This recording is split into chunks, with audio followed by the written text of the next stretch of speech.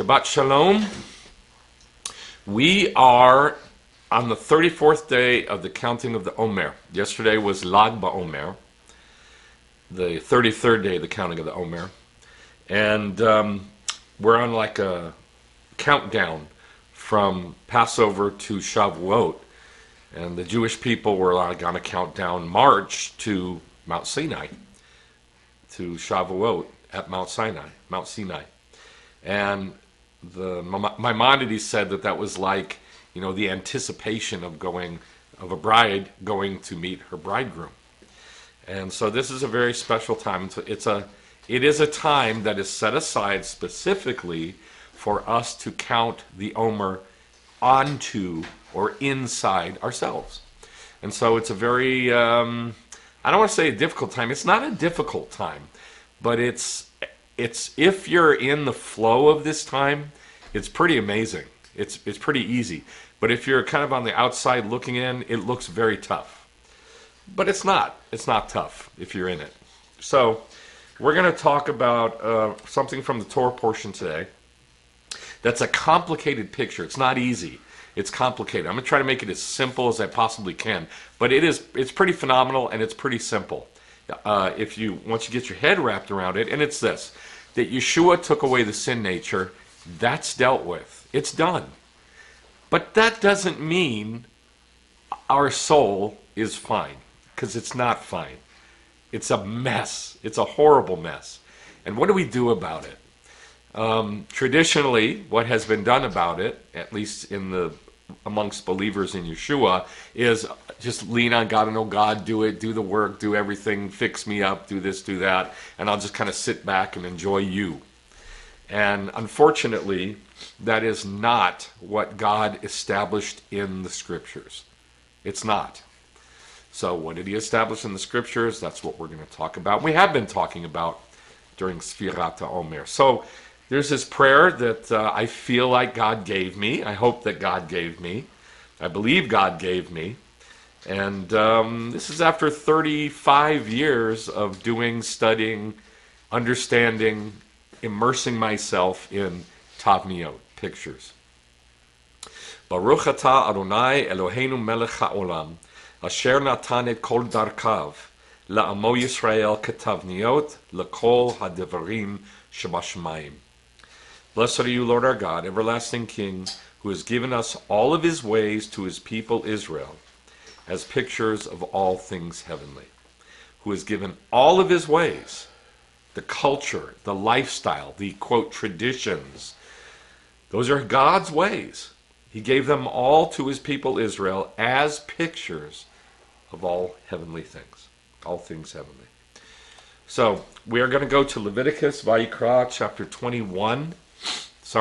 22. Torah portion starts in 21. Torah portion is called Emor, which just simply means say. Say it. That's it. Very simple. And it's talking about Moshe saying to the Kohanim. So basically this whole Torah portion is about involved with the Kohanim, the priests. And in the midst of it, it's chapter 22, about some details about the sacrifices. I think I'm going to read it from the Bible first, just to confuse you.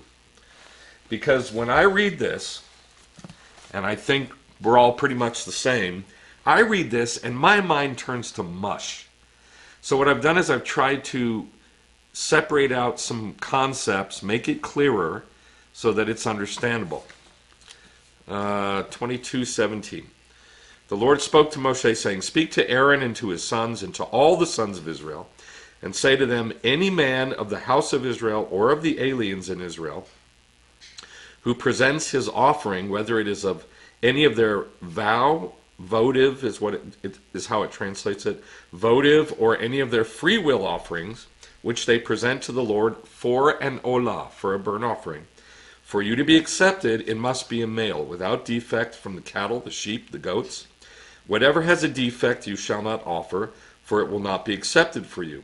And when a man offers a sacrifice of shlamim, or peace offerings, to the Lord to fulfill a vow, or for a free will offering, or of the herd or of the flock, it must be perfect to be accepted. There shall be no defect in it. Those that are blind or fractured or maimed or having a running sore or eczema or scabs, you shall not offer to the Lord, nor make them an offering by fire on the altar to the Lord. In respect to an ox or a lamb, which has an overgrown or stunted member, you may present it for a free will offering, but for a vow it shall not be accepted. See how it's starting to get a little complicated? And wait a minute, you just said we couldn't do it. Now it sounds like you're saying we can do it. Sounds a little contradictory. Also, anything with its bruised or crushed or torn or cut, you shall not offer to the Lord or sacrifice in your land. Nor shall you accept any such from the hand of a foreigner, for offering as the food of your God, because their corruption is in them. They have a defect. They shall not be accepted for you. Now, that's a lot of stuff. It's very complicated. And if you think you understand that, that's probably because you've never read the Talmud or the Midrash or the Mishnah concerning this. And so you read it on the surface level and you think you get it, but you do not. Guarantee you do not. The only way to understand this is to understand the words in Hebrew, period. Now, I don't know all the words in Hebrew, but I know some of them. And so those are the ones that I picked out and tried to make clarification on this passage. So that's what we're going to look. That's what I'm going to try to explain to you. To Aaron and to his sons and to all the sons of Israel, anyone of the house of Israel or strangers in Israel, so it's both the Jews and the Gentiles, who brings near his nearness offering. Now this is the word karban. It's the same word. We looked at this back during Leviticus, the first Torah portion of Leviticus, Vayikra, which was 6 weeks ago. And karban is the same word as karuv, keruvim, cherubim, which means the closest thing to, nearness. And what it says in Hebrew is who brings near his nearness offering. It's the same word, karban. Who karbans his karban, basically. Whether it is any vow, now this is the word nedar, which I'm going to teach on, or free will offering donation. This is the word nediva. They sound very similar. Nadar and nadav. They sound very similar. Free will offering dash donation. I'm going to explain why I put that, because Rashi explains it for us why it's a donation. And it really clears up this entire passage, which they present to the Lord as an olah, as a burnt offering. We did that in Vayikra chapter 1, about the olah, 6 weeks ago. For you to be accepted, a male without defect from the cattle, the sheep, or the goats, whatever has a defect, the first phrase is in blue, which repeats 4 times, you shall not offer. This is a very specific phrase, you shall not offer. And then right after that, another phrase in red, which repeats 3 times, it will not be accepted for you. Now I'm going to talk about this. This is a big phrase. It's not a small thing. It shall be accepted not for you, but as you. As you. And this is what the rabbis say, which we're going to talk about, which I'm going to talk about. Accepted as you, not necessarily for you, but as you. You are the sacrifice. And that's the name of the teaching today. You are the sacrifice. When someone offers a sacrifice of shlamim, peace offerings, to the Lord for a vow, there's that word nedar again, or for a free will offering or donation, which is nediva, of the herd or the flock, it must be without defect to be accepted. Now these are very specific words, and there's 8 of them. Blind, broken, split, warts, dry lesions, or weeping sores. And that's exactly what it says in Hebrew. And that's all it says in Hebrew. You shall not offer, there it is again, to the Lord, nor make an offering by fire on the altar to the Lord. Sounds redundant. There's a lot of phrases in here that sound redundant, but they're there for a purpose, and they're there for the amount of times that they're there for a purpose. And an ox or a lamb which has mismatching limbs or uncloven hooves is what it says in Hebrew. Uncloven hooves, like a cow that the they're supposed to have cloven hooves, or a goat, that they're together.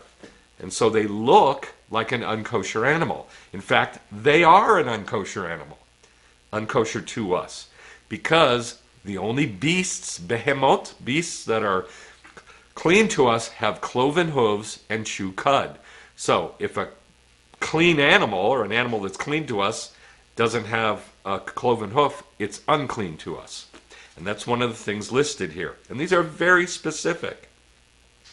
Blind, broken, split, warts, dry lesions, weeping sores, and now mismatching limbs or uncloven hooves. You may present it. You can present it.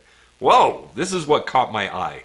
You can present it as a free will offering donation, a nadav, but for a vow, a nadar, it will not be accepted. Now that sounds contradictory, because we were told just a little bit before that you cannot offer to God anything that's defective in any way. Then it gives us specifics about the defects. So this sounds very contradictory. If this doesn't confuse you, you didn't read it. If you're reading carefully, this should confuse you, unless you know the Hebrew. And then it gives us some more defects. And this is exactly what it says in Hebrew. And squashed, and crushed, and pulled out, and severed, you shall not offer to the Lord. That's all it says in Hebrew. That sounds really bad and violent and ugly. Much more than in the English. And squashed, and crushed, and pulled out, and severed, you shall not offer to the Lord. In your land you shall not do. Now this is talking about castration, which is absolutely against the Torah. In fact, it's against the Torah 4 different ways. Squashed, crushed, pulled out, or severed. 4 different ways to castrate. And all of them are against the Torah. They are the wrong picture, period. I used to, for a month, I worked on a farm in New Jersey for a summer. I was a Jewish boy out there on the farm, working on a farm in New Jersey. And one of the things that we had to do was castrate the baby cows. I hated it. It was horrible. They would scream so ugly. And I didn't want to do it. And it took a few days for me to, work my way into it. And then I finally did it. It was horrible. And I know this is something that cattle people do and sheep herders do, but it's totally against the Torah. It's also against the Torah to do it to any animal, because it says, in your land you shall not do. And so the rabbis say that means any animal in your land. Dogs, cats, no neutering, no spaying. It's against the Torah. It's another story. You shall not offer these. From the hand of a foreigner you shall not offer. There it is again. As the food of your God, for their deformity is in them. There is a defect in them. They will not be accepted for you. So 4 times it says you shall not offer, and 3 times it says it won't be accepted as you. I'll say for you, but it really is as you. So this is a very important passage, and not only that, it sounds contradictory. We're told, you shall not offer it as a nadar, and you shall not offer it as a nadav. Neither one. And then later on it says, yeah, you can do it as a nadav, but not as a nadar. Why? It's confusing. All right, this is what I'm going to clear up. Now, before I clear this up, I'm going to go back to the time period that we're in, which is Sfirat HaOmer. And I'm going to tie in this passage that we're looking at with Sfirat HaOmer. In the prayer book, in the Siddur, every day we say, usually at night, but sometimes in the morning, depends on the person, how much energy they have. But as soon as that sun goes down, a new day starts. And during Sfirat HaOmer, there are 49 days that we count. Well, today is the 34th day of the counting of the Omer. And within the prayer of Sfirat HaOmer, which is said every day, look at these words. This is exactly what I've been talking about the refining of our soul. Master of the world, you have set up for us through Moshe, your servant, to count Sfirat HaOmer in order to purify us. That's refinement. In order to purify us from our evil and uncleanness. That's what this time period is set apart for. And then it says, as you have written in your Torah. In other words, we can see this refining in these words. You shall count to or for yourself. So within those words, Usfartam lachem, and you shall count to you, is seen the concept of you set aside this time in order to purify us from our evil and uncleanness. That's pretty amazing. You shall count 50 days, so that the souls of your people Israel may be cleansed, there it is again, from their defilement.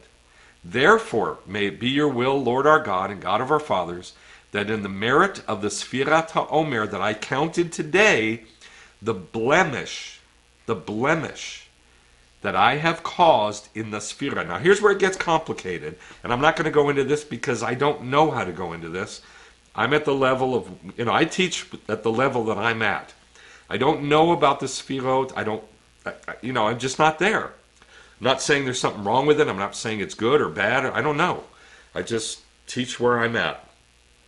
But what it ends with is the merit of me counting to myself. May it remove the blemish that I have caused in the Sphira, that's the attribute of the specific week or the day, may be rectified. Now, rectified means tikkun, like restored, fixed. So each day there is a Sphira, an attribute that's different every day, and every week there's an attribute. So when we count the Omer, we don't just count the day. What we count is, I'll read you an example.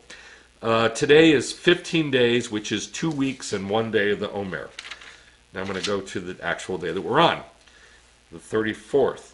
Today is 34 days, which is 4 weeks and 6 days of the Omer. So the week is specific and the day is specific. And each one of them has a sphira, an attribute. And so what I'm doing is I'm saying, may this day, this one day, may I fix the damage that I caused in this attribute. Now that's like a big concept, the attribute of this day, the attribute of God in all things of this day. God has many, many attributes. And God is in everything. Everything. The very last prayer that we pray, in Shabbat, the morning prayers on Shabbat, actually the evening prayers too, the very last prayer we pray, the last part is called Aleinu. Aleinu l'shabech la'adon ha'kol, lated gedula le'yotzer bereshit, shelo asanu kagoye ha'aratzot, velo hosamanu mishpachot ha'adama. Then it goes into Bayom hahu, in that day, Bayom hahu. And then it ends, the very last part of this prayer says, Ein lo. There is nothing else. Nothing. There is nothing else but God. And that is really the entirety of the job of the Jewish people, is to open the eyes of the world, ourselves first, but open the eyes of the world to the fact that God is everything. God is in everything. He is everywhere. There is nothing but God.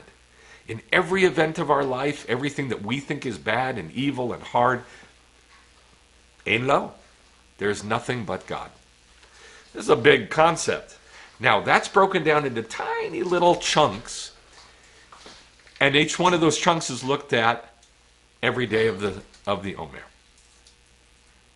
So, this whole Sfirat HaOmer is about one thing: rectification of ourself, cleaning of ourself, purify us from our evil and uncleanness. So, it makes it sound like God do this, God do that, God do the other. But the truth is, we have to do it with the help of God. And so we work together during this time to cleanse ourselves. So this is the main concept to understand during Sfirat HaOmer. Number one, Yeshua made our spirit alive. That's taken care of, but not our soul. Our soul has not been taken care of. Our soul is a mess. Our soul is a sewer. Our soul is messed up and upside down and backwards. And so we are given opportunities in Judaism to fix it. Well, during Sfirat HaOmer, the main thing is to fix our soul, to rectify the damage that is in our souls. So we've looked at these two verses for the last 3 weeks. We're going to look at it again. Leviticus 10:16. Concerning the goat of sin offering, Moses darash, investigated. And then Deuteronomy 13:15, and you shall darash, hakarta, sha'alta, you shall investigate and search and demand the good, and behold, it is true. So this is what we do during this time. We search and search and search and search and work and work and work and work to get ourselves fixed, at least in one part. This is called Heshbon HaNefesh, examination of the soul, and what it does is Tikkun HaMidot, which is repair of the character traits, which is what that prayer, at the end of that prayer said. May the merit of the Sfirat HaOmer that I count today, and it's not just saying a number, the blemish that I have caused in the Sfirah be rectified. That is Tikkun HaMidot. So, I know this is big concepts, but this is what we're supposed to be doing during Sfirat HaOmer. Then I have this picture of the tupos. This is a Greek word, not a Hebrew word. A Greek word, which is the word for picture in Greek, which means to thump or pummel or pound or beat. That's not from Hebrew, that's from Greek. And so that's what Judaism does. It beats us into the image of God. So let's look back at the Torah portion. I'm going to break this down as cleanly as I can. The sacrifice types is what we're going to look at that are listed here in this verse. It says, any one of the house of Israel or strangers in Israel, both Jews and Gentiles, who bring near his nearness offering, whether it is any vow, that's the word nedar, or free will offering donation, which is nedivah, which they present to the Lord as an olah. So here it is broken down.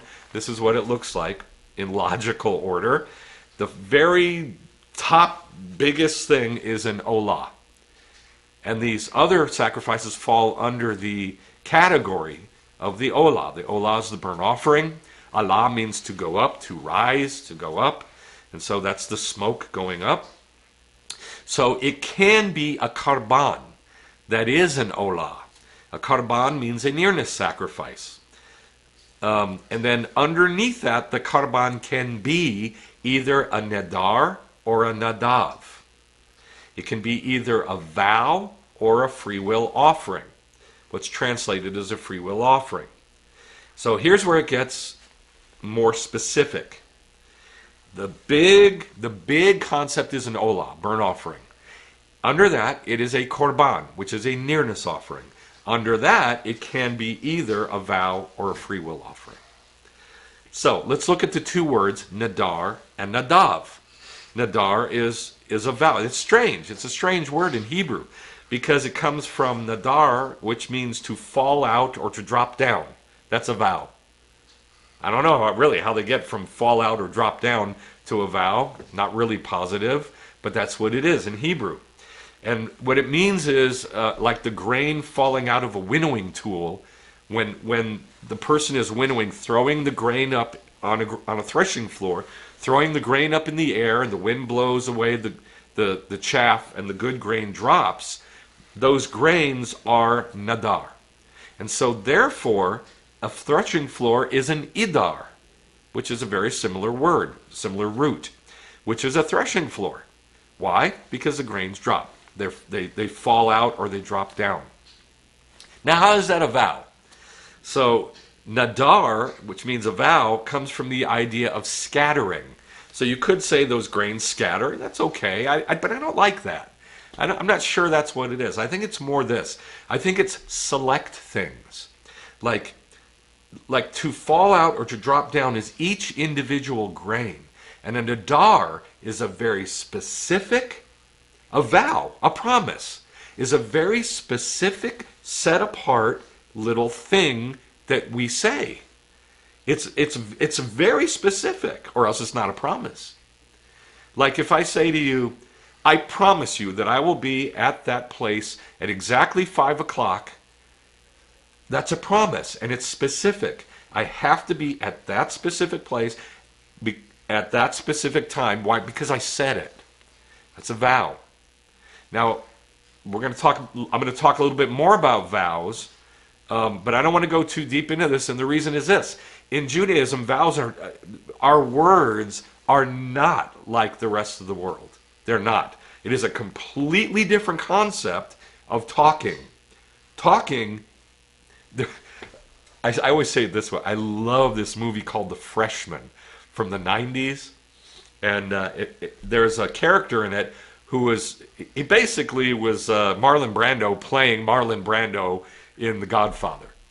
And it was basically the same, he played the same character, but it has nothing to do with The Godfather. And he talks like this, Marlon Brando, and he says, every word I say by nature is a promise. Every word I say by nature is a promise. That's Judaism. Because the scriptures tell the Jewish people, if you say something, you had better do it. So don't even let it come out of your mouth if you're not going to do it. Now, the world doesn't function like this, and you know it. People say stuff all the time. They don't mean it. They just say it. And, at the moment they say, I'll do that. I promise to do that. But then they don't do it. And for Jewish people, this is so frustrating because we don't live like this. If we say something, we say it because that's what we're going to do for the most part. All right, so that's a nadav. It's very specific. It's like one little grain that fell out, and it's a select thing. A select thing. That's where I think it comes from the idea of select things. That's my opinion. That's a nadar. Now the nadav, which translates as free will offering in English, not a very good translation. It means to impel or urge or to incite. Like in Exodus 35:21, where it's talking about the teruma, and all of Israel brought a whole bunch of stuff, the shopping list to build the tabernacle, and it says, whoever's heart impelled them to give. Now that's the word nadav, to impel, to urge, to get up and go. That's the word nadav. And it could be translated as free will. The concept of free will is what drives Gentiles insane. Christians, Gentiles, and Christians in specific, and Gentiles in general. It drives them nuts. They don't know what to do with free will. And people spin in circles for hundreds of years in denominations, hundreds of years, trying to figure out how free will works with God's will. In Judaism, it's pretty simple. God has a will. God gave us a will. They work together. It's that simple. We have wants. We do what we want. We do what we want. It's a very simple concept. Why do we do what we want? Because we have a will. We have a nadav that impels us and urges us to do what we want, get what we want, eat what we want, have sex with who we want, do what we want. It's our responsibility. And all the rest is God. Now, nadav, which is written with a slightly different vowel point underneath, sounds the same. Nadav means to be willing, to offer oneself willingly, to be willing. Nadava, which means free will or readiness of heart. It's very simple. So this offering that's brought, it can be a very specific promise, or it can be, I feel like doing this. I'm going to do it. Could be either one.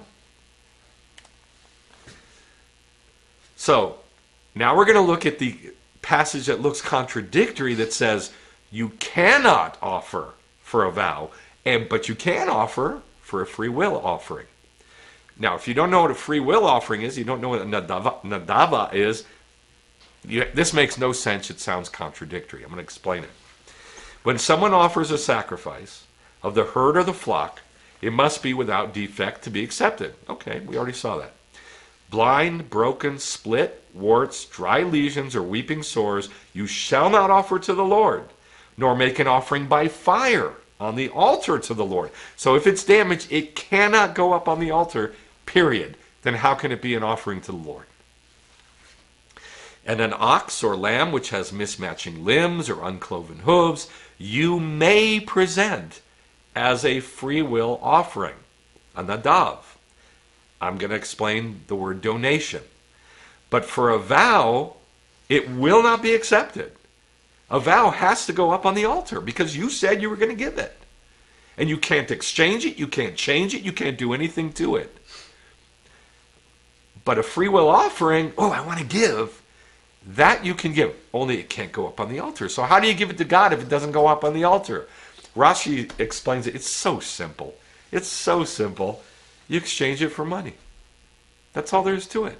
You exchange it for money and you give a donation to the temple. There were 13, they were called trumpets, 13 boxes lining the court of the women in the temple. And they were collection boxes, tzedakah boxes, only they were shaped like trumpets, so they were called the trumpets. And people would give donations in those 13 trumpets for specific things for the temple. 13 of them. And that's what it's talking about. It's talking about a nadav, a free will offering. You can give the animal if it's good. You can just say, oh, I want to give to God. And you just go and give to God. And it goes up on the altar after you kill it, after you kill it. But if it has a damage of any kind, you can exchange it for money and give the money as an offering to God. Isn't that nice? And that's what it's talking about. And that's why Rashi uses the word donation for nadav. And I think that that is simple and beautiful. So I say it's simply like this. Yes for a nadav, no for a nadar. A damaged animal. It can be yes for a nadav and no for a nadar. So a nadav, impel, urge, incite, whoever's heart impelled them to give, to show oneself willing, to offer oneself freely. An offering is, I just want to give to God. That's a nadav or a nadava. And that's us giving freely to God. That's what that is. That's what a nadava is. It's coming from our heart. We want to give. We want to give. And so that's us giving freely to God. And you can give an unclean, broken, maimed, cut, bruised, mismatched member, mismatched limb, uncloven hoof of a cloven hoof beast. You can give a damaged animal if it just comes out of your heart as a free will offering, but you have to exchange it for money. And no for a nadar, to fall out, to drop down like grain falling out of a winnowing tool, the threshing floor, to vow from the idea of select specific things. Now a neder means a vow. And here's where it gets complicated. Us chosen by God as perfect. Us chosen by God as perfect. Now the first one is us giving because we want to give. It's coming from us. But not a nadar. A nadar is all about God. We are the animal. And we're perfect? How can that be? So it has to be that the offerer is God, and we are the animal that's perfect. And God chooses us as perfect, like a vow. Very specific promise. It's a promise made to us. This is totally different from us in our stupidity and messed upness and our just arbitrary nature, saying, oh, I want to give something to God, and doing it. This is very different. This is specific and heavy. This is heavy. So, there's two phrases. One was in blue and one was in red. The blue one showed up 4 times. The red one showed up 3 times. These are specific phrases in Hebrew. Lo takrivu and lo yaratzu. Lo takrivu means you shall not offer. And God says over and over, you shall not offer, you shall not offer, you shall not offer, you shall not offer. Don't even offer it. That means you have to exchange it for money. You cannot offer it to God. It can't go up on that altar. It has to be perfect. Ooh, we got a problem. We got a problem. If the animal is us, how can we be perfect? That's a problem. So, the verse that we're looking at is, when someone offers a sacrifice of the herd of the flock, it must be without defect, completely without defect, to be accepted. Now, at this point, if you're a believer, I know where your mind is going to go. Well, Jesus made us perfect. Done. Teaching's over. Go home. Go eat your ham dinner. Everything's fine. Life isn't like that. It's not. It's not. And you know it's not. You know deep down inside there's a problem. If Jesus made me perfect, why am I so messed up? It's a problem. And most people don't deal with this. They just deal with Jesus makes us perfect. Grace. By grace you have been saved, and not of yourself. It is a gift of God. Story done. Over. Which does away with Judaism completely, because Judaism is all about the other half of the story, which is refining ourselves. How do we become better people? How do we become the best version of ourselves? So, lo takrivu says, you shall not offer. Verse 20 says, whatever has defect, you shall not offer. And I know some people are thinking, well, none of this makes any difference anyway. Christ is the final sacrifice. So who cares? Who cares? It doesn't even apply to us. And by the way, I read about 12 commentaries from Christians that said that, from pastors on the internet. That came right out and said that. None of this means anything to us anyway, because Christ is the final sacrifice. So that's all we have to do is just, depend on his grace. Story done. It literally said that. So don't tell me that Christians don't believe that. I've read it for myself. I've heard it for myself for 40 years. Thousands and thousands and thousands of times. So the verse says, whatever has defect, you shall not offer. It will not be accepted for you. And then verse 22, blind, broken, split, warts, dry lesions, or weeping sores, you shall not offer to the Lord. Now these are specific, I'm going to say, midot, characteristics. What is blindness? What is brokenness of a bone? What is a split bone? What is a split? What is warts? What is that a picture of? Warts. What are dry lesions a picture of? What is weeping sores a picture of? These are very specific things that God says. I'm not going to do a teaching on this right now. There's no time. I'm just giving an overview. You can go find out what those are a picture of. But God says, you shall not offer this to the Lord.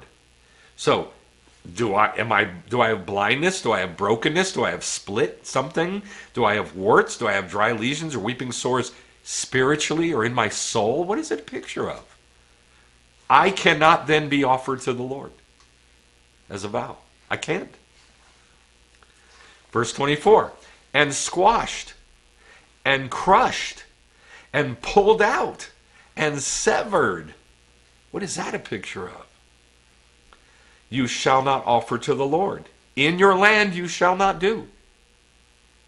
It's not a law. It's a picture. You don't do these because it's the wrong picture. Not it's a law. God says do not do. It's a law. It's a commandment. No, it's a picture. It is the wrong picture. Verse 25, from the hand of a foreigner you shall not offer up the food of your God. From a Gentile. Now earlier it said if a Gentile brings an offering. But this is a righteous person taking an animal from an unrighteous person as an offering for them. They're saying, here, go offer this animal for me so I can talk to God. And God will heal me or touch me or bless me. You're not allowed to take a broken, crushed, maimed, bruised messed up animal from a Gentile. Why? What is it a picture of? What is this a picture of? Because those damages are the person. The animal represents the person. Now, 3 times it says lo yaratsu, different phrase. It will not be accepted. And I'm going to say, not for you, as you. And I'm going to show you why in a moment. It will not be accepted as you. You going before God. It will not be accepted. Verse 22 says, whatever has a defect, you shall not offer. It will not be accepted as you. Verse 23, you may present it as a free will offering, a donation, a nadav, exchanged for money, but for a vow, it will not be accepted. And then verse 25, there is defect in them. This is talking about the Gentile, the foreigner, giving an animal. There is defect in them. They will not be accepted for you. So here's the concept. If the animal is you, if the animal that I lay my hands on and I put my sins onto that animal, if that animal is me, it's my agent, it is me, if it's damaged, it cannot be offered to God. There has to be a perfect animal offered to God. Now here's where it is true that Yeshua is the perfect sacrifice. He was the perfect lamb, unblemished, the unblemished animal offered to God on our behalf. That is absolutely 100% true. But what about us? The damage that we have. We're still left with it.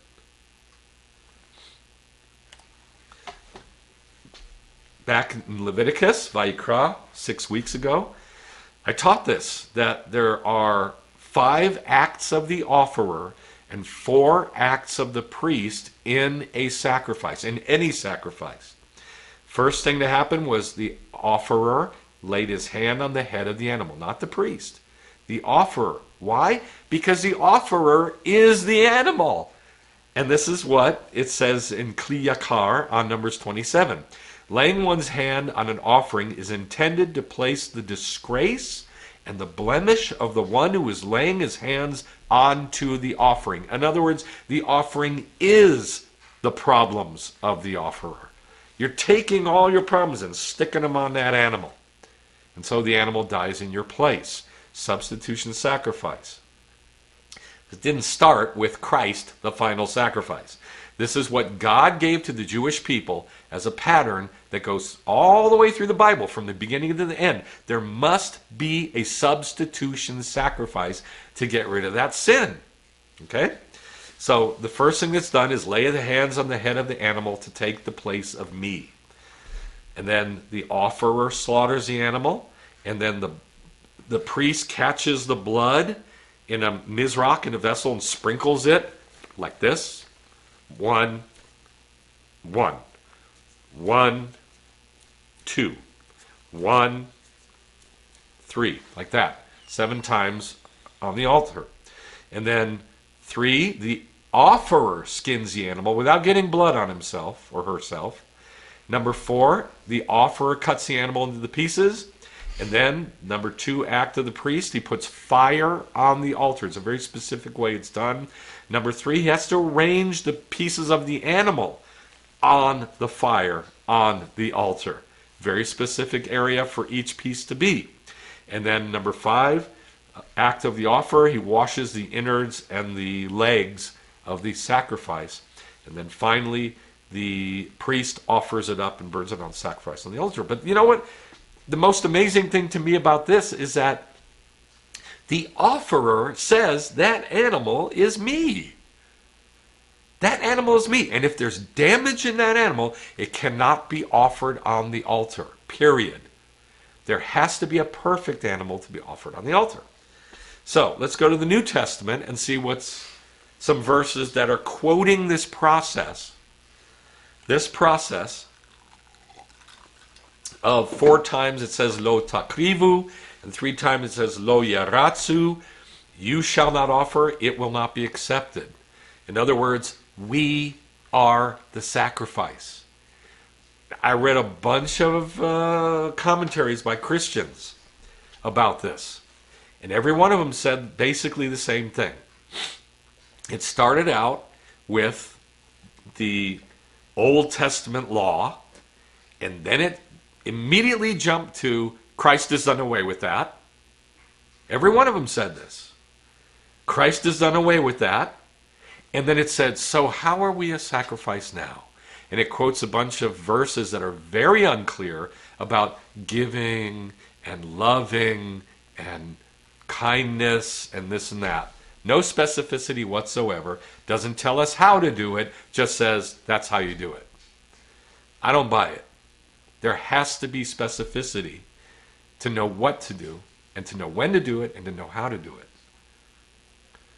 So Romans 12:1, talking about the process of the animal is us, says, I urge you, brothers, by God's mercy, to present your bodies as a living and holy sacrifice. Who does the presenting of the body of the animal? The offerer. And the offered is also the offerer. The animal is the offerer. They're the same. The offerer is the offered. They're the same. I urge you, brothers, by God's mercy, you be the presenter of the animal. But it's your body as a living and holy sacrifice, a karban kadosh, a karban chai v'kadosh, a sacrifice that's alive, that's an animal, and holy. You don't present a dead animal to God. You present a living animal to God. And it has to be perfect. Acceptable to God, which is your spiritual service of worship. So it's saying, the sacrifices teach us how to do this.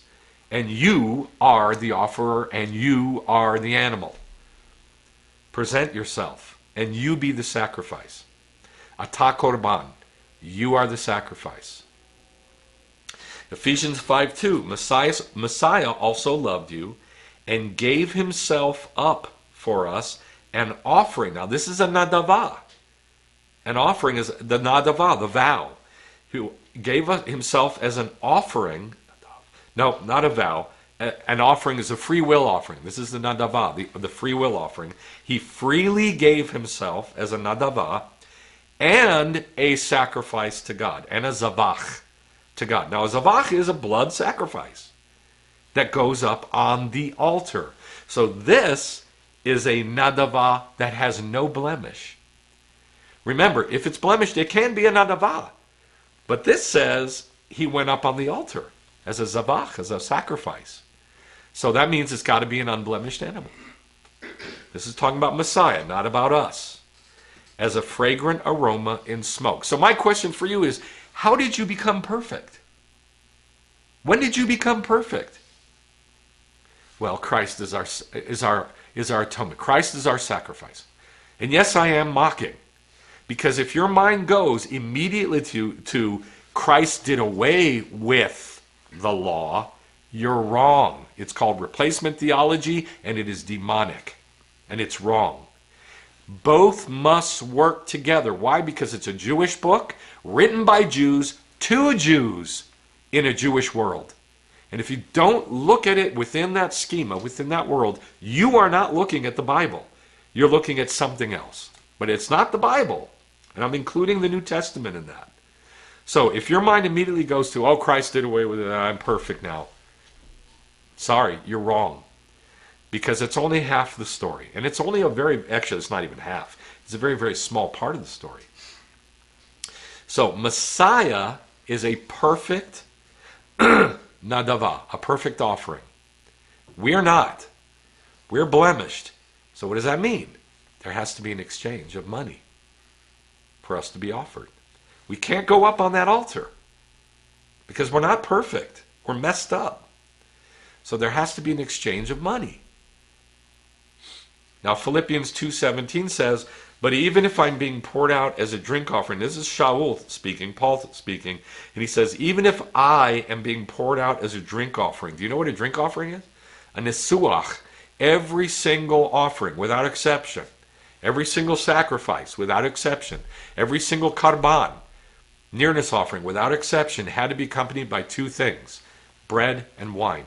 There had to be a matzah, offering, a mincha, and there had to be wine, a nisuach.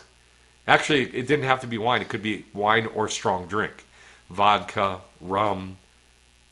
I don't think beer. Beer is made out of grain, so beer was not included.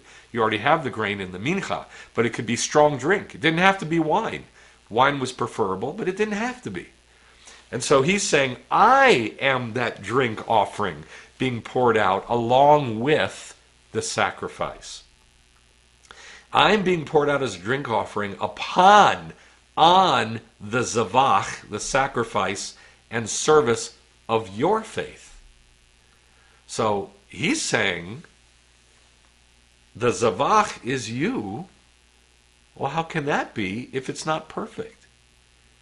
That means listen carefully because this gets confusing.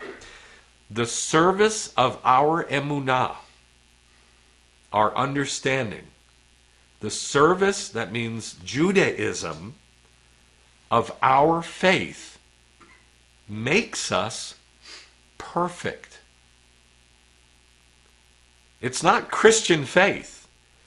It's the service, which is the avodah of Judaism. That's the prayers. And he says it's a zavach. How can it be a zavach if it's not perfect? You can't offer any blemished animal. It has to be perfect. So, I'm being poured out like the nesuach on the sacrifice of your deeds that are done in Judaism, that are done in Messiah, the Jewish life in Messiah. I know this is like layer on top of layer on top of layer. It's complicated. I realize that. I'm trying to make it as simple as I can. But if you don't understand the basics of the sacrificial system, you cannot understand these verses.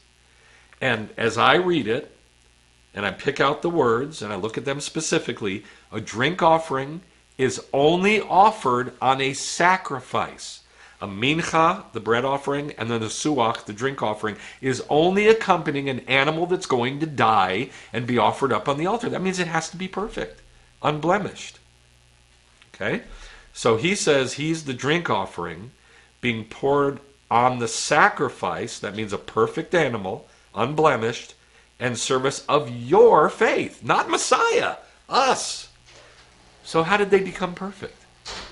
The answer is service of your faith, not the Christian faith. Service is avodah, and that's the Jewish praying 3 times a day, doing the festivals, doing the fasts, doing the cycle of the Jewish year. That's our avodah. That's our service. And it has to be done in faith. That's understanding. You can take this or leave it, but I take that as that's what perfects us. That's what makes us, for that moment, when we're doing Judaism, for that moment, we're perfect. But just for that moment, just for the time that we're doing the right thing. And then we're back to being Michael Washer. I'm back to being Michael Washer. This messed up me. But for the time that I'm doing the right thing at the right time, with understanding, for that moment, I'm perfect. And I can offer that as a sacrifice. I can. It's perfect. And I do. So the offerer is the offered. So now we're going to talk about the picture of the blemished animal again. First of all, you have to imagine that the animal is you. The animal is you. When you're reading these verses about all the messed up parts, it's you. It's me. You can have defects, blind, broken, split, warts, dry lesions, weeping sores, mismatching limbs, uncloven hooves. Now, I included in this list the 9 defects, which came earlier in the verse. But there's 8 in the list. Defects comes before. So there's 9 total. You can have defects, blind, broken, split, warts, dry lesions, weeping sores, mismatching limbs, uncloven hooves. That's our messed up midot. That's our messed up attributes. And it could be anything. Everybody's attributes are different. I have big ge'ava, which is pride. Some people have enormous fear. Some people have enormous greed. Some people have enormous lust. Everybody's different. You have to know about your midot, and you have to think about your midot, your attributes, your characteristics. And they're messed up. We are so messed up. And you can have that stuff, those messed up things, and you are acceptable as a free will offering donation to God. You are. But if you have defects, blind, broken, split, warts, dry lesions, weeping sores, mismatched limbs, uncloven hooves, you have those messed up midot, you are not acceptable as a sacrifice for vows. That's where Messiah comes in. Messiah was perfect. I don't mean Jesus Christ walking the earth was perfect. That is not what I'm saying. I'm saying that Messiah, because he was the Mashiach, the anointed one, Messiah was perfect. He was God. Well, he was the Torah walking around. The Word became flesh. He was the Torah walking around on earth. He was perfect. He was God beforehand. He was not God while he was on earth. And then in his resurrection, he was shown to be God. So he's perfect. And so he is acceptable as our vow. We're not.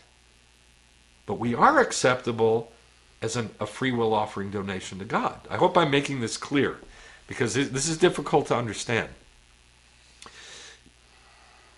But we need to have somebody acceptable for the vows, because we're not. That's where Messiah comes in. All right, so last week I talked about these two different views. And we were talking about the Azazel, and excuse me, and bringing out the Azazel out into the wilderness, and you put all the sins of all of Israel on the head of this Azazel, and he's led out into the wilderness by an Ish Tam, a time man, a man of time. And the two views were, well, an Ish Tam is a real wise man, a man who knows the times, a man who knows everything that's going on and what to do. And then one rabbi said, why does it take a wise man to lead a goat out into the desert? That's ridiculous.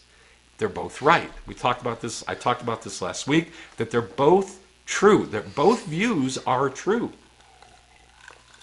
And in the same way, we have two different sacrifices here. One has to be exchanged because it's messed up, so you have to exchange it for money, and you can give it to God.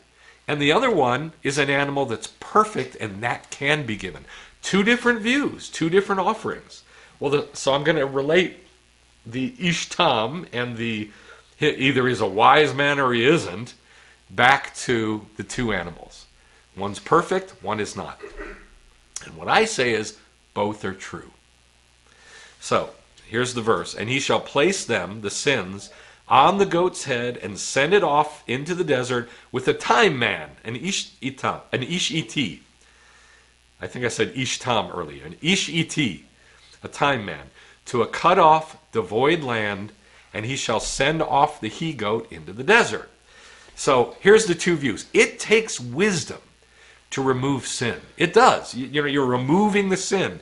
The Azazel is going out in the desert. You're removing the sin. It takes wisdom to do that. And the other view is, it doesn't take a genius to remove sin. And I'm saying both are true. So here's what it says in quoting the Talmud in Megillah 12b and quoting Rashi on Judges 5:15. These are the words of Ibn Ezra, and he's quoting the Talmud and quoting Rashi. He says, the interpretation of those who explain et to mean wise compare the wise man who knew the times, the etim, in Esther 1:13.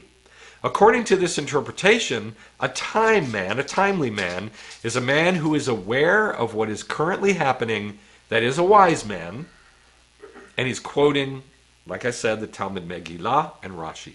And so in the Talmud, in both the Talmud and Rashi, all these sages said, this is a wise man. This time man, that means he's a wise man. But all he's doing is bringing a goat out into the desert. And so Ibn Ezra says, no, it doesn't take a genius to do that. He says, this doesn't appear correct to me. For what need is there for a wise man to drive the goat out into the wilderness? They're both true. They're both right. Because, and now I'm going to relate it back to the sacrifices, you cannot give yourself as a sacrifice for a vow. You can't. Because the animal has to be examined carefully, it has to be perfect. Number two, no amount of money can take away any blemish.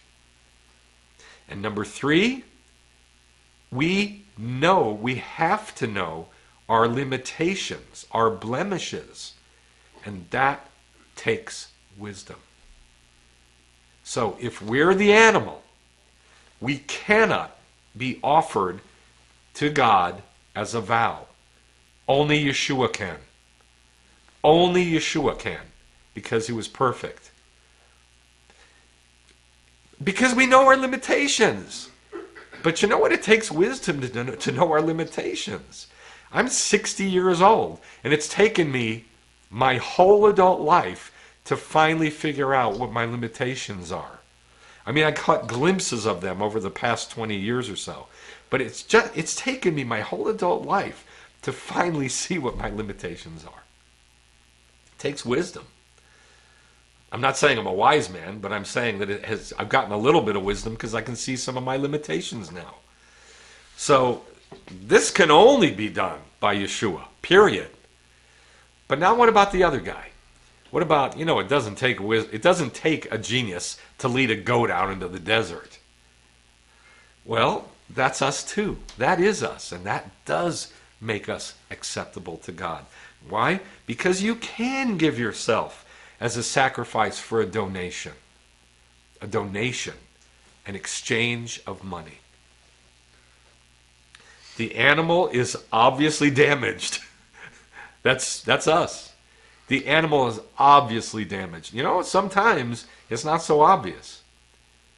Sometimes it's hard to see. But you know what? The animals were brought to the priests, and the priests would examine the animals. I'll give you an example of what's hard to see. The red heifer, it says in the Mishnah that if there were 3 non-red hairs, 3 hairs, that's how specific this is, that the priest would examine the red heifer. If there were 3 hairs that were not red, it was disqualified. So don't think that you have to do this yourself. You have to find a priest. What does that mean? A Jew. You have to find a Jew. You have to find a rabbi to be examined. Most of us can't do this ourselves. We just can't. It takes somebody with wisdom. If you go to a pastor, I got news for you. For the most part, they're not going to dig into you very deep because it offends people, and they don't want to offend anybody. You go to a rabbi, they're going to dig into you. They're going to dig into you, and they're going to look for those 3 non-red hairs or whatever your damage is, and they'll help you find it. That's one of the differences between, quote, Christianity and, quote, Judaism. Don't like those terms, but I'll use them. So, the animal's obviously damaged.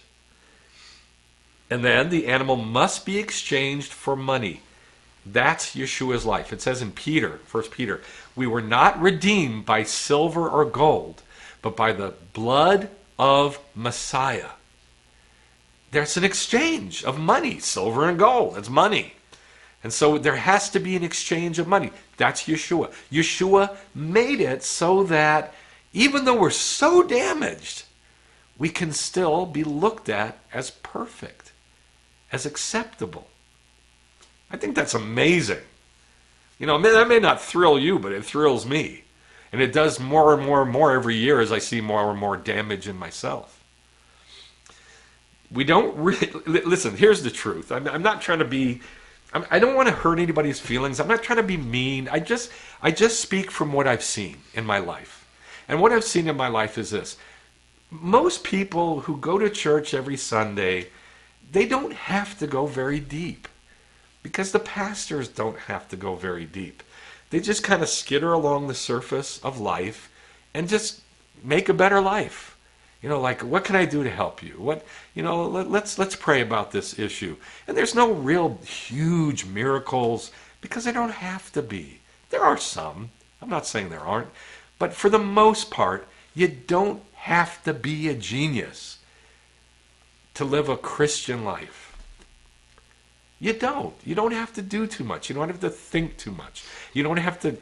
But listen, Judaism isn't like that. Judaism is deep. There's knowledge and wisdom and understanding that are the depths of God that you got to dive deep to get if you want to. And so the way I write it here is you don't really need to know too much to receive the grace of Yeshua from God. You don't. You can be anybody, anything. You can be as dumb as a rock and receive the grace of God. But what do you do after that? So a nadav is just kind of like, ooh, I want to give. I just want to give, so I give. It's not very deep. But a vow is different. A vow is specific and clear, and there's judgments involved with it. I'm going to show you what I mean. I quoted this last week. It says in the Zohar, when a man wishes to be purified, and that's a big thing in itself. Who in God's green name wants to be purified? When a man wishes to be purified, he is surely helped, and he should trust the Holy One. Blessed be he to help him in this. You can't do this yourself. It takes help from God in order to purify ourselves. And the Sfirat HaOmer is all about refining the midot. But you know what? It can never purify us. Never. Not ultimately. But it can purify one area. So we can refine ourselves as a donation, but not as a vow. That only Yeshua can be offered to God as a vow, not us. But we can be offered to God as a free will offering. Our free will. We offer our free will. And we can do that. And we're looked at as perfect. But ultimately, we can never be completely perfected. That's why we have to do this work every week, well, every day, every week, every festival, every year. So here's what I say about a vow. A vow is serious. A vow is promised. It's something that we promise. A vow has to be fulfilled, or there is judgment. And don't think there isn't, because there is. This is the way God works. If you say something, and you make a promise and you don't keep it, and you think there's not going to be a judgment, you're wrong. There is. I don't know what it's going to be, but I know there's going to be. And a vow has to be made clear-minded. You got to think it out, and then you have to keep it. Leviticus 5, and by the way, these statements that I wrote, you can take them or leave them because I wrote them. These statements that I wrote come from these verses we're going to look at. Leviticus 5:4. If a person swears thoughtlessly with his lips to do evil or to do good, either one, in whatever thing people speak thoughtlessly with an oath, and it's hidden from him, and then he comes to know it, he's guilty. Immediately, he's guilty because he can see it. And then he has to go offer an asham, a guilt offering. Leviticus 19. Now, I said, if you say something and you don't think it out and you don't keep it, you're guilty. Whether you think you're guilty or not, you're guilty. Leviticus 19:12. You shall not swear falsely by my name, to profane the name of your God. I am the Lord. This does not mean saying GD. It doesn't mean swearing like Greeks, There's no such thing as a swear word in Hebrew, only in Greek. Like GD, that's from Greek. It's not from Hebrew. There's no such thing. There's no such thing as cussing in Hebrew. It doesn't exist. So It's not talking about that. It's swearing falsely by my name means I swear to do this, making a vow, making a promise, and it's false. It's not real. That profanes the name of God. I don't want to come down on you too hard, but when you make a promise and you don't keep it, you have profaned. That means filthied God's name. That's weird, but that's the truth. Why? Because Ani Yehovah, I am the Lord. That's the rationale behind it. I don't understand that, and I'm not going to tell you I do, because I don't. But I know this. I know that when we say things with our mouth, and we make a promise, and we don't keep that promise, we've defiled God's name. Deuteronomy 23:21. This is specific. When you make a vow to the Lord your God, and you shall not delay to give it or to pay it. The word is natan, which means give. You shall not delay to give it. For the Lord your God will certainly require it of you. You said it, so I'm going to require it of you. I'm going to hold you responsible. This is what God says. Will certainly require it of you, and it will be a sin for you. However, if you refrain from making a vow, it's not a sin for you. You shall be careful, though, to do what goes out of your lips. Because, in fact, you have vowed a nadar to the Lord your God. Just because it came out of your mouth, you vowed a vow.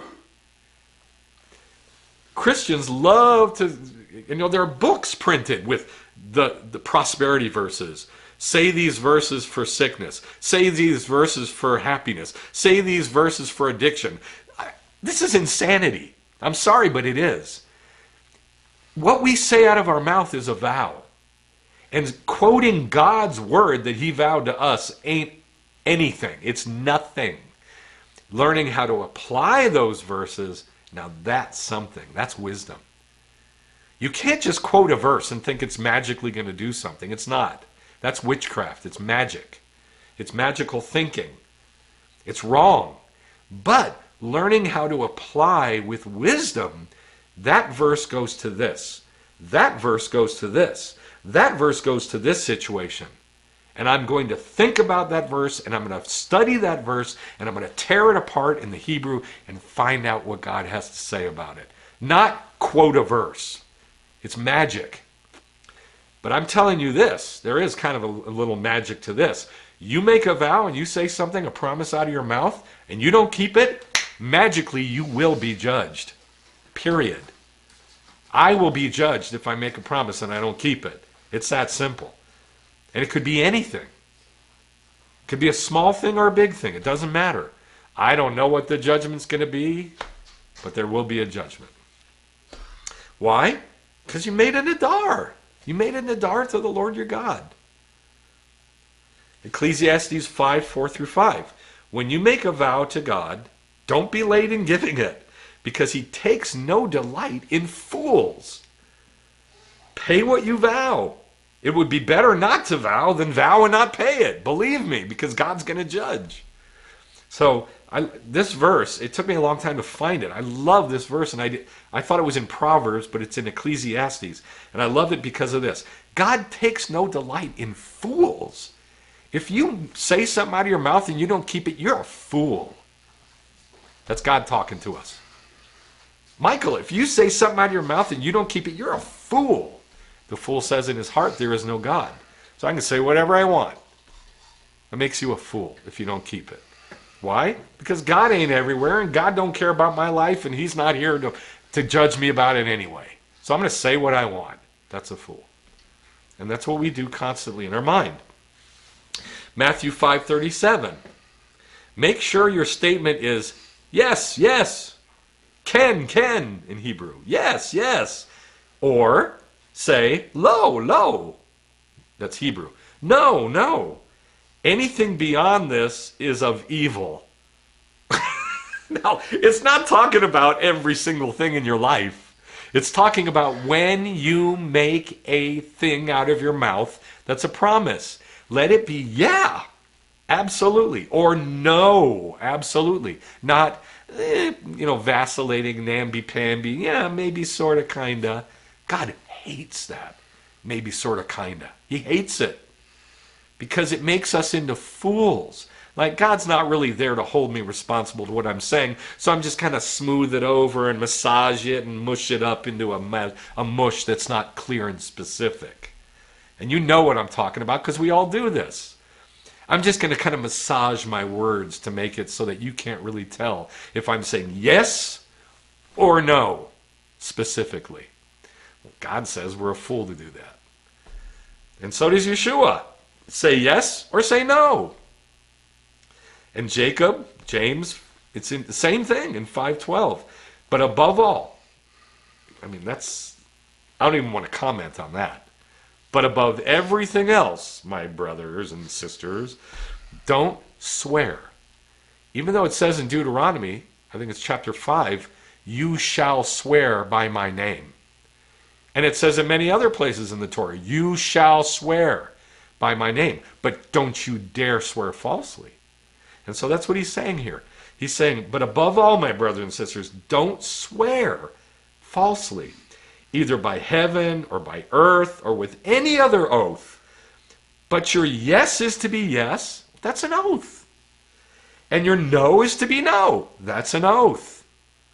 So that you do not fall under judgment. He's just quoting the Torah that says, if you say something out of your mouth, you better do that thing that came out of your mouth. Because why? If you don't, there's going to be a judgment. Period. And so he's just quoting the Torah and saying, look, that's really, really, really important. So why am I talking about this?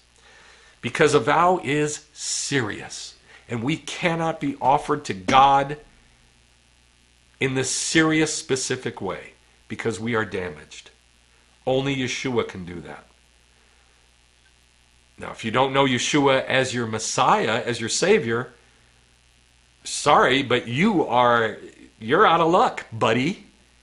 You're out of luck. Because you can't be offered as perfect to God. But for those of us who do have that perfect vowed animal offered, there's us. And we can be looked at as perfect while we're doing Judaism, for that moment that we're doing the right thing. But then we go back to being damaged, a damaged animal. And we can be offered to God as a damaged animal, not as a vow, but as a free will offering. That's called grace. Not the grace of Yeshua dying for our... That's a nadar, that's a vow. But we get grace because we're damaged animals. And we can still be offered to God if there's an exchange of money. Okay, so the midot can never perfect us, but we can be perfect for the moments that we're doing Judaism. So, Yeshua was perfect. And again, I'm going to go back to this because I don't think Christians know this. This most basic, foundational, simple thing. And I never hear this from Christians, ever. In 42 years of being a believer, I've never heard this from Christians, ever. Not from any Christian teacher, not from any teaching, and I've heard thousands and thousands of them. Never. Not in any book. Never. They always skip this step and go on to the grace, by grace we've been saved, and those sort of verses, which are important, but they're not as important as this very critical foundational concept that Yeshua made our dead spirit alive.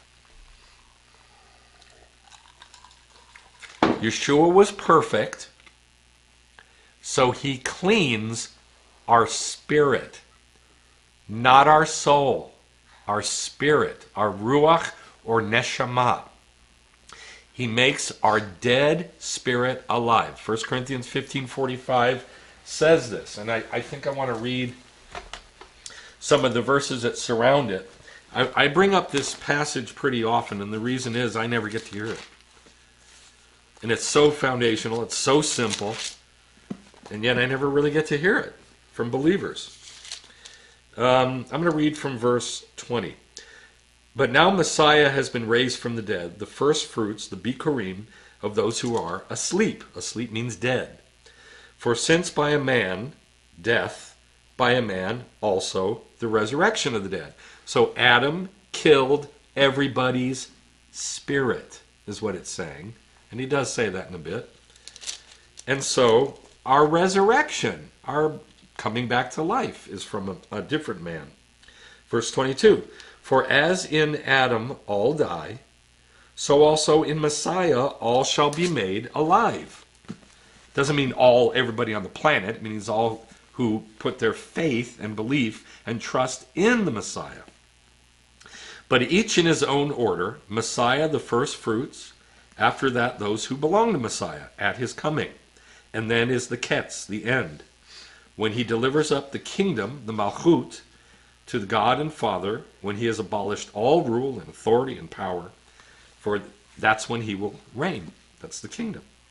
Now we're going to go to verse 50. Now I say this, verse 47. 45.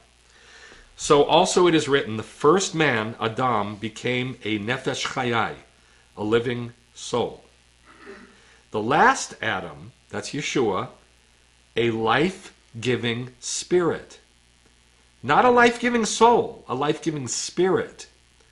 However, the spiritual is not first, but the natural, and then comes the spiritual. So Adam was the natural dude, Yeshua is the spiritual dude.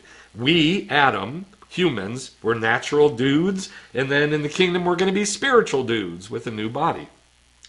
The first man is from the earth, earthy. That's why he's named Adam. Adam means earth. The second man is from heaven. That's Yeshua. As is the earthly, so also are those who are earthy. So as is Adam, so is us, Adamites. And as is the heavenly, Yeshua, so are those who are the heavenly, which is gonna be us. And just as we have borne the image of the earthy, Adam, we shall bear the image of the heavenly, Yeshua, the second Adam. So I read all that to put it in context so that you can see that by grace we are saved through faith, not of ourselves, it is a gift of God. That's step 2. That is not step 1. You got to make clear to people that their spirits are dead. Dead. Dead. As it says in the, what's the name of that movie? Oh no, I forgot. From the 30s when they fought the crime in Chicago with Al Capone, and he says, I want them dead. Dead. That's our spirit. That's our spirit. It's dead when we're born because Adam killed it. Now, if you don't tell people that, it doesn't make sense to talk about the grace of God and Yeshua and all that. It makes no sense. They have to know their spirit is dead. Now, those of us whose spirit is alive, now what do we do? Now what? How then shall we live? Christianity? No. We have to refine our soul. Because Yeshua doesn't do that. Yeshua makes our spirit alive, not our soul. Our soul is still just as messed up as it ever was. So, we are blemished. We are blemished. So we clean the soul. And here was that graphic again of our soul. And within our soul are many midot. Many midot. Some are good, some are bad. Well, and I have to rephrase that. There are none of them that are bad. They're all good. Like pride, fear, lust, greed, murder. They sound bad, but they're not. They're supposed to be used to serve God. Yeah, murder is supposed to be used to serve God. Don't ask me how, that's another story, but I'll give you an example. Hasatan is not the devil in a war against God and they're equals. Hasatan is a servant of God. He has to go before God to do anything. And he could get permission from God to do anything. So God is above everything, and God is in everything, and Hasatan is the servant of God, and is used by God, just like every other of our midot. I'm not sure murder is one of them. I think that's a klipa.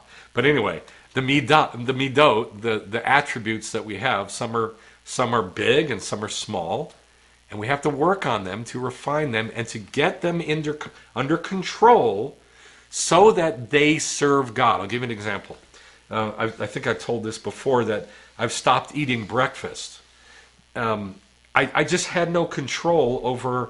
I just want to eat. I want to eat, so I'm going to eat. I want to eat, so I'm going to eat. That's what I want.